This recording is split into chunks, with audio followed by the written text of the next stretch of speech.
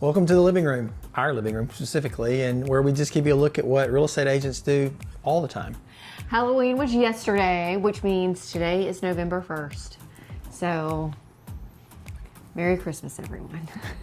Our house is already in transition. Out with the pumpkins, in with the trees. Don't hate me. I just like to have Christmas decorations up as long as possible.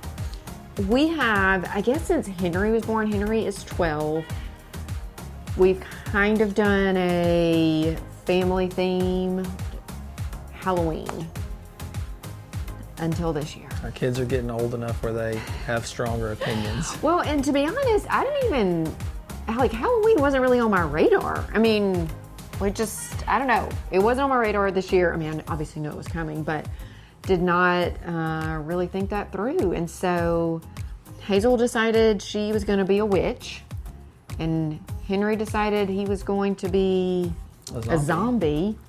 And they both completely made their costumes by themselves from things that were here. And so Henry had a thing after school yesterday, and so we weren't even all together until like 6:30 or 7. Yeah, so anyway, it was kind of different. And it rained. It did.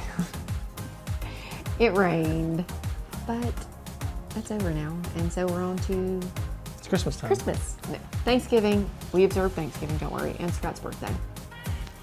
Yes, so that was happening this week, but going back to the beginning of the week, on Monday, as we talked about before, that's an office day for me. And once a month we have what's called an ALC meeting, which is our Agent Leadership Council. I don't know if those are the real words, but that's what we call it. And that's made up of the top 20% of the agents at our office for those that would agree to serve. And we help lead the office, and we plan trainings and events for our office and try to help our agents grow. Sounds more boring than it. We also get fed, so we get to eat lunch, which is also good. We looked, well, Scott more than me this week, but we looked at a lot of houses this week. We together went to Westlake subdivision in Madison, and it is beautiful. It's nice. Really nice. New construction homes. They're very, very well done. So if anybody's looking for, A house 900 plus 900 thousand. plus, we got some for you. They're really nice. They're really pretty. I loved all the finishes, and just that they're very thoughtful in how things were done and designed. And we were talking to somebody today about that subdivision, and I commented that most of the houses, I feel like 99% of them are white. There's some that are not painted, and they're natural brick color, but they're all white, and they all look different. So the architecture is really nice, and I really appreciated that. I don't love neighborhoods that all look the same. Like, I like some variety, and I felt like even though these were all white, mostly all white, there was still some nice variety in the way that they look. And that's, I think, attributed to there being multiple builders in that neighborhood. That's true. So they're not, stuck in a rut or choosing from a couple of plans. They're multiple people building different types of homes in there. Yeah. And then we also looked at some non-$900,000 plus homes this week. Scott took a client of ours who, over a year? About a year ago, yeah. I feel like more than a year. It's close to. Close to a year. He works in Vicksburg. He's from Florida. And so he and his wife have been trying to decide if they want to purchase another home here. He's been renting, and so we've taken them many times to see homes. Yeah. On several occasions, probably 4 or 5 different occasions over the past year, taking them to see houses, and it seems like they're getting closer to making a decision on that. And so this obviously can be a long process. Some people we show one house, some people we show 30 houses over many months. Yeah, yeah. It's just different how I don't know. People are motivated. People are motivated, and then what some people just don't have to be in a hurry, which is a great place to be. And so, they are taking their time. Yeah. So hopefully that this doesn't become a long-term feature of this video series, but we still have not closed on our new investment property. That's right. We are still negotiating and working through repairs that have to be made before we can close due to some termite issues. And so we'd love to close that as soon as possible, but between a very slow-moving process with the seller, because it's a corporation and nobody moves fast in a business like that, and availability of the contractors to do the work, it looks like maybe another 2 weeks before we can close on that. And so if anybody's looking for a rental around the 1st of December,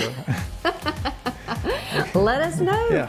Yeah. I'd actually forgotten about it because we're just in a holding pattern. So it happens, Yeah. It's happening to us right now. Scott also wrote some contracts this week. Did a lot of writing this week. A lot of writing. So contract writing, then some contract negotiation, which still still negotiating, and then several, it feels like, repair negotiations. Yeah, I mean, if you are involved in real estate at all, you know this is old hat, but for those that maybe aren't, one of the huge things as part of the negotiating process is when you get an inspection and there are repairs that are needed, and there's another negotiation at that point. So for us, it was kind of twofold. We had somebody who's selling who was agreeing to do repairs, and then also as they're selling, they're also purchasing, and so they also got an inspection to see what needed to be repaired on the house that they're buying. And so working through all of those, trying to do it in a timely manner, because trying to keep things on track and on schedule. And you also did some video editing. Yeah, not even including what we're talking about here. We are trying to get more testimonials from our past clients who we've helped buy or sell their home. And when you do that and you do it yourself, you have to make time to edit and try to align creative visions. So I, in my previous career, was the marketing director at an architecture and engineering firm, and I worked with a graphic designer, and I really got used to that relationship of, here's the thing that I want. Do it. And both graphic designers that I worked with were great at doing that. And so, Scott's also really good at doing it, but sometimes I have a harder time conveying what's in my head to him. And since it's not his primary main job or responsibility, I don't know, we just have to work through that.